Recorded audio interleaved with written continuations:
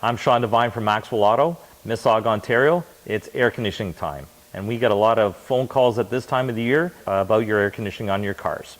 So we're here today to kind of try to tell you a little bit about what we do in the shop here, and there's a couple of little things that maybe we'll let you check before you come in and see what you can do.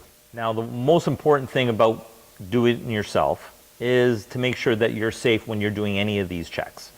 Number one, refrigerant in any car. If you hit a Schrader valve or a line starts leaking, you got to have safety glasses to make sure that you don't get anything in your eyes, because refrigerant, bad news, it'll just take you out. So safety glasses anytime you're working with refrigerant, it's always a good thing. Number two, stay away from hot parts on the engine. Make sure you stay away from moving parts on the engine. We don't want to lose any fingers or hurt yourself in any way like that. Now, the first thing we want to check is, with the car running, is to turn the air conditioning on, turn the car on, and make sure that the air conditioning compressor comes on and off. It will cycle on most cars. Most cars you'll be able to see this if you look around. Obviously, keep your hands and anything out of the way so you don't get hurt. Your air conditioning compressor hub right here, this will start spinning and go on and off if it's working correctly. And some of them just stay on. Now I'll start the car up and let you see what it does when it's working properly. Now with the car running, you can actually see, I think you can see this front hub piece here moving. You can see it spinning. It will cycle on and off on most cars, okay? And every once in a while you'll hear the fan, the electric fan come on, which will tell you that the air conditioning condenser fans are working properly. The next thing we'll do is we'll check to see the low side and the high side of the AC system. On the low side of the AC system is always a thicker line than a thinner line. These are your two AC lines.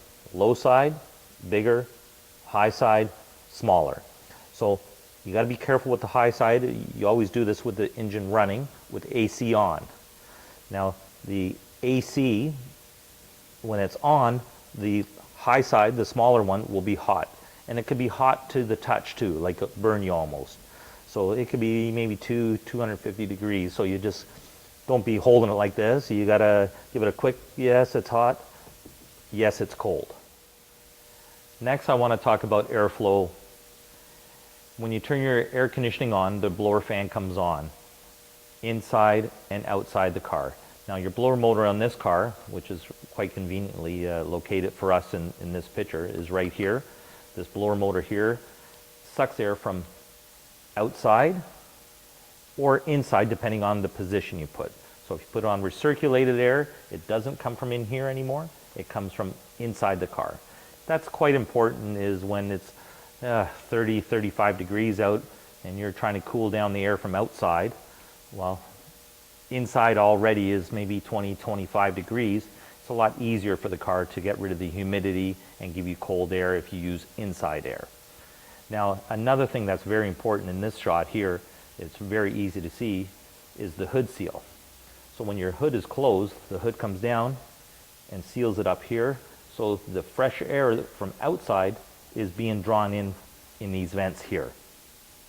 So then the hot air of the engine is not going to be sucked in, and you have to work really hard. That air conditioning has to work really hard to get it cold.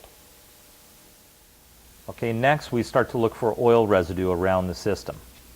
Okay, you look at all the lines and everything, and I don't know if you can see it in the video, but down here on top of this accumulator, you can see some oil residue there.